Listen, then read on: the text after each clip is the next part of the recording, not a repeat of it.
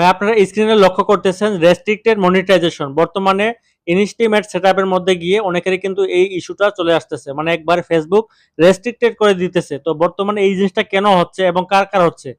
ফেসবুকে বর্তমানে এই জিনিসটা অনেকেরই আসতেছে। যাদের কিন্তু ৫,০০০ ফলোয়ার পূর্ণ হয়নি তাদেরও হচ্ছে, আবার যাদের ৫,০০০ পূর্ণ হয়ে চলে গেছে তাদেরও হচ্ছে। তো বর্তমানে এই জিনিসটা কেন হচ্ছে? তো আপনি হয়তোবা মনে করেন সবসময় অরিজিনাল কনটেন্ট নিয়ে কাজ করেন, কিংবা আপনার কোনো ধরনের প্রবলেম নেই, আপনার ভিডিওতে কোনো ধরনের ইস্যু নেই।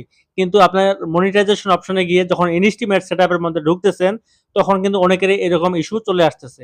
তো এই ইস্যুটা আসার পর আপনি একবারে ঘাবড়িয়ে যাবেন না এবং আপনি কোনো হতাশাগ্রস্ত হবেন না। তো বর্তমানে ফেসবুকের ক্রিয়েটর মনিটাইজেশন সেটআপের কারণে ফেসবুক কিছু আপগ্রেডে কাজ করতেছে। এই আপগ্রেডে কাজ করার কারণে অনেকেরই কিন্তু এই জিনিসটা আসতেছে। তো এই জিনিসটা আসার পর আপনাকে কিছু কাজ করতে হবে। কাজ করার ফলে কিন্তু আপনার এই জিনিসটা চলে যাবে, রিমুভ হয়ে যাবে। আর কোনো সমস্যা থাকবে না।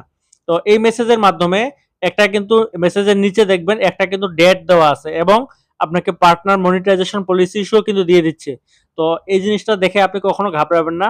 তো এই নির্দিষ্ট ডেটের আগে বা পরে কিন্তু আপনি আপিল করতে পারেন। তো এই আপিলের আগে এবং পরে আপনার কিছু কাজ রয়েছে, করণীয় রয়েছে। তো এই কি কাজ করতে হবে? তো আপনি যদি আমার এই পেজে নতুন হয়ে থাকেন তাহলে অবশ্যই সাবস্ক্রাইব করে পাশে থাকবেন, এবং যদি আপনি ফেসবুকে দেখে থাকেন তাহলে অবশ্যই ফলো দিয়ে পাশে থাকার চেষ্টা করবেন। তো আপনাকে অবশ্যই আপিল করার আগে আপনাকে লং ভিডিও ছাড়তে হবে। যেহেতু ইনস্টিমেটস হচ্ছে লং ভিডিওর জন্য, আপনাকে অবশ্যই লং ভিডিও ছাড়তে হবে এবং লং ভিডিও ছাড়ার পাশাপাশি আপনাকে কন্টিনিউ ১৫ থেকে ২০ টার মতো লাইভ করতে হবে এবং অবশ্যই ওই লাইভগুলো হতে হবে ৩০ মিনিটের ঊর্ধ্বে। তাহলে কিন্তু আপনার এই সমস্যাটার সমাধান খুব দ্রুত হয়ে যাবে।